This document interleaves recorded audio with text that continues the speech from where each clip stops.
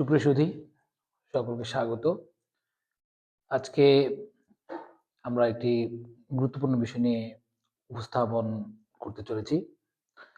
আসলে প্রাত্যহিক জীবনে আমি ব্যক্তিগতভাবে যা অর্জন করি, যা শিখি, তা বিশ্বাস করি মানুষকে এই তথ্যটা ছড়িয়ে দিতে পারলে বা একটি সুস্থ বুদ্ধিভিত্তিক চর্চার মধ্য দিয়ে আমরা একটা আধুনিক সমাজ ব্যবস্থা তৈরি করতে পারি বা তৈরি করার পথ রচনা করতে পারি। আমরা এখানে ঋত্বিক ঘটক নামক একজন চলচ্চিত্রকার ছিলেন, উপমহাদেশের বেশ প্রখ্যাত। উনি আমাদেরকে বলেছিলেন যে, "ভাবতে শিখো, ভাবতে শিখতে হবে।" তো সে বিষয়ে অবতারণা করার মধ্য দিয়ে আমরা একটি বিষয় প্রসঙ্গিত করতে চাই। সেটা হলো আমরা আজকের আলোচ্য বিষয় হলো যে আমরা আসলে কোথায় বসবাস করছি? কারো মনে প্রশ্ন জাগবে আমরা একটি সমাজে বসবাস করছি, একটি পরিবারে বসবাস করছি। বৃহত্তর অর্থে ব্যাপক পরিসর অর্থে যদি আমরা এই প্রশ্নটির উত্তর দিতে চাই, তাহলে সে প্রশ্নটির উত্তর হয় আমরা আসলে রাষ্ট্রে বসবাস করছি। এখন আমাদের ভাবতে হবে রাষ্ট্র আসলে কি? বা রাষ্ট্র কনসেপ্টটা কিভাবে তৈরি হলো? এর ব্যুৎপত্তিগত বা এর উৎপত্তিগত স্থল কোথায় এবং কিসের প্রেক্ষাপটে এইটি আমাদের একটি বিশাল যন্ত্র হিসেবে কাজ করছে আমাদের প্রাত্যহিক জীবনে সকাল, সন্ধ্যায় এবং সব জায়গায়। এই কনসেপ্টটা আসলে কি? আমরা যদি আ রাজনীতিবিদ বা রাজনৈতিক দার্শনিক যারা রয়েছেন তাদের কাছে যদি আমরা যাই, তারা রাষ্ট্রকে মূলত ভাবতে চায় একটি ইউটোপিয়া, একটি প্রমিস ল্যান্ড। যে প্রমিস ল্যান্ডে আমরা স্বাধীনতা, সাম্য, মৈত্রী কিংবা ভ্রাতৃত্ববোধ, প্রগতিশীল আ এগুলির ভিত্তিতে একটি স্বর্গরাজ্য তৈরি করব। এরকম আমাদের একটা কনসেপ্ট ছিল। কিন্তু এই যে রাজনৈতিক দার্শনিক যারা ছিলেন, তারা আসলে একটি বিষয় মানতে নারাজ। সেই বিষয়টি হলো শ্রেণী স্বার্থ রক্ষার একটি হাতিয়ার হলো রাষ্ট্র। এটা তারা মানতে চায় না। তারা এটাকে ইউটোপিয়া মনে করে। ফসলের সুষম বন্টন তারা প্রত্যেক ঘরে তুলে দিতে চায়। কিন্তু এই কনসেপ্টটা রাষ্ট্রের যে কনসেপ্টটা যেটা তুলে ধরা হচ্ছে, যেটা আমাদেরকে বলা হচ্ছে, এর চরিত্র আসলে সেটা নয়। রাষ্ট্রের চরিত্র যদি আমরা ব্যাখ্যা করতে চাই তাহলে আমাদের ২ দিকে যেতে হবে বা ২ টি দিক আমাদের আলোচনা করতে হবে। ১ম দিকটি হলো মূলত একটা ঐতিহাসিক দিক, একটা হলো ব্যবহারিক দিক। আমরা যদি আগে ইতিহাস নির্ভর রাষ্ট্রের চরিত্র নিরূপণ করতে চাই, তাহলে আমাদের প্রাগইতিহাস বা প্রাচীন যুগ বা আদিম যুগে চলে যেতে হবে। এবং সেই জায়গায় যদি আমরা দেখি, সেটাকে আসলে রাষ্ট্রের উৎপত্তি হয়েছে বা সে জায়গায় আরেকটু ডিপলি আলোচনা করলে সে সময় আসলে আ যখন মানুষেরা এই রাষ্ট্রে বিরাজ করত, তাদের আসলে ব্যক্তিগত সম্পদ বা ব্যক্তিগত সম্পদের মালিকানা ছিল না। তো সেক্ষেত্রে রাষ্ট্রের ভাবনাটা তখন আসেনি। যখন দেখা দিল কি ব্যক্তিগত মালিকানার ব্যাপার, তখন আসলে বিভিন্ন শ্রেণীতে আমরা বিভক্ত হয়ে গেলাম। আপার ক্লাস, লোয়ার ক্লাস এবং মিডল ক্লাস। নানান ধরনের ক্লাসে আমরা বিভক্ত হয়েছি। তখন আপার ক্লাসের যে মানুষগুলি ছিল, সে মানুষগুলি দেখল যে একটা শ্রেণী সংগ্রাম চলছে। শ্রেণী সংগ্রামের একটি নগ্ন হস্তক্ষেপ চলছে। তখন আপার ক্লাসের যে লোকগুলি ছিল তারা বলল যে আ তাদের স্বার্থ চরিতার্থ করার জন্য বা শোষক শ্রেণীর বা শোষকের চেয়ারে তারা আ বসার জন্য একটি যন্ত্র আবিষ্কার করল। শ্রেণী স্বার্থ রক্ষার্থে। সেটি হলো রাষ্ট্রযন্ত্র। তাহলে এই জায়গা থেকে আমরা একটি বিষয় একেবারে সুনির্দিষ্টভাবে একটা সিদ্ধান্ত গ্রহণ করতে পারছি। রাষ্ট্র আ আসলে শ্রেণী স্বার্থ রক্ষার ফলেই তৈরি হয়। এবং এই জায়গাটাতে দেখা যায় আমরা রাষ্ট্র অনেকগুলি আইন শৃঙ্খলা তৈরি করে। রাষ্ট্র আমরা দেখেছি যে রাষ্ট্র তো ঐতিহাসিক দিকটা আমরা জানলাম। আরেকটি দিক হলো রাষ্ট্রের ব্যবহারিক দিক। রাষ্ট্রকে আমরা প্রতিনিয়ত ব্যবহার করছি। রাষ্ট্রের চেহারা আমরা দেখছি। রাষ্ট্র কি আসলে? রাষ্ট্র হলো যে এক প্রকার পুলিশ। পুলিশিং পদ্ধতি। এখানে পুলিশ কি করে? লাল পাগড়ি মাথায় পরে এবং তাদের সৈন্য সামন্ত আছে, তাদের অস্ত্র আছে, গোলাবারুদ আছে, তাদের ডান্ডা বেড়ি আছে। এগুলির কাজ কি আসলে? এগুলি আমরা কোথায় প্রয়োগ করব? এগুলি প্রয়োগ করব আমরা লোয়ার ক্লাসে বা মিডল ক্লাসে প্রয়োগ করব।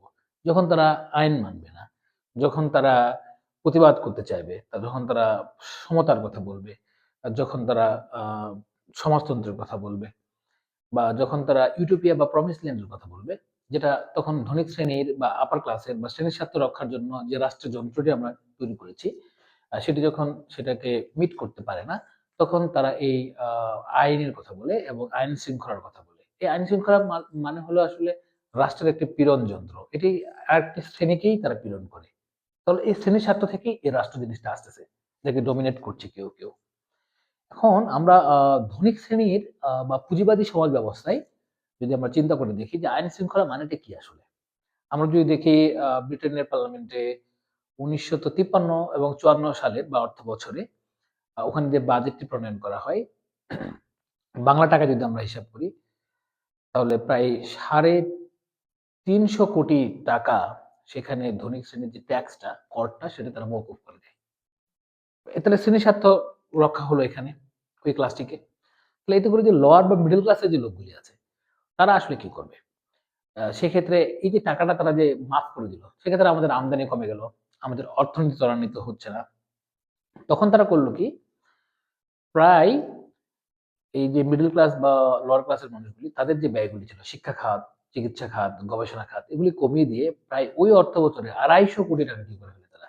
কমিয়ে দেয়। তাহলে এখানেও একটা শ্রেণীর স্বার্থ রক্ষা হচ্ছে।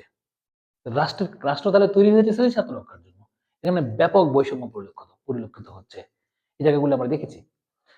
তো এখন অনেকেই বলতে পারে যে তাহলে কি রাষ্ট্রের কোনো কল্যাণকর দিক নেই? এবং আমরা কি এটা কি শ্রেণী স্বার্থ রক্ষার হাতিয়ার হিসেবে দেখব? এ কথাটা আসলে পুরোপুরি সত্য না। এটা অনেকেই বলতে চেয়েছে।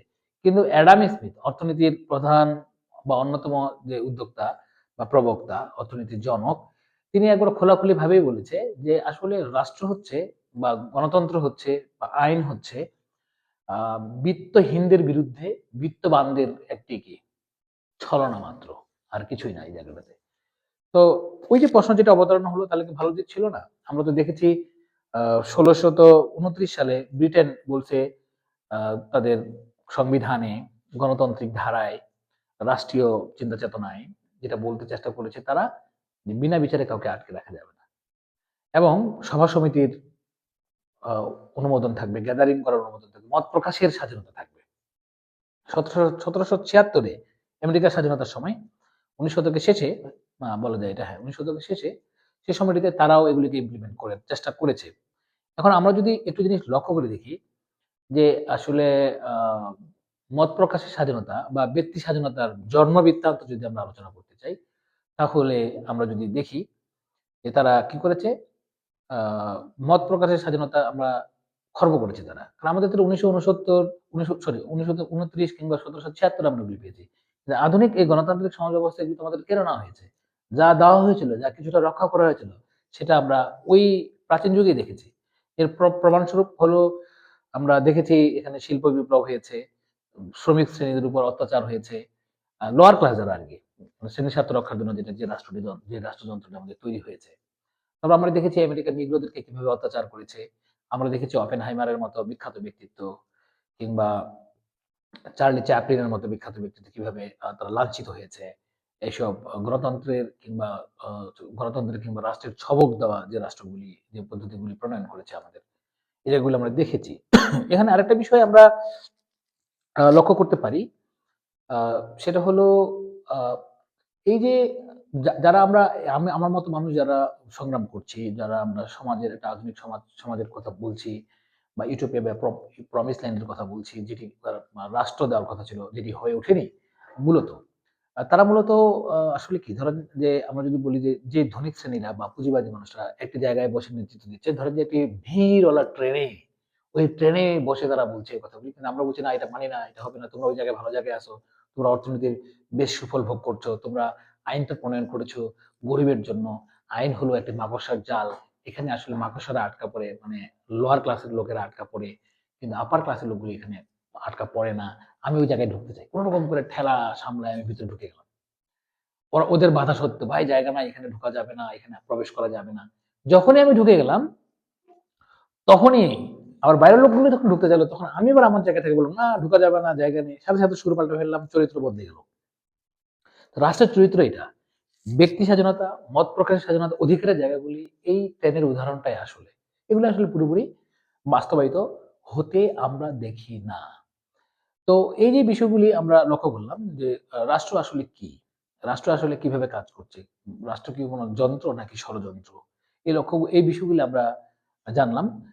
জেনে অনেকটা উপকৃত হলাম। আমরা যেটা বলেছি যে ঋত্বিক ঘটকের কথা অনুসারে যে আমাদেরকে ভাবতে শিখতে হবে। ভাবতে শিখো। এবং রাষ্ট্রের সুনির্দিষ্ট এই বক্তব্যগুলি আমরা আসলে বিভিন্ন ডাটা থেকে, বিভিন্ন গবেষণাপত্র থেকে, বিভিন্ন রাইটারের জায়গা থেকে এবং সেলফ রিয়ালাইজেশন এর জায়গা থেকে, সেলফ গবেষণার জায়গা থেকে একটি আমরা সমন্বয় সাধন করার চেষ্টা করলাম মাত্র।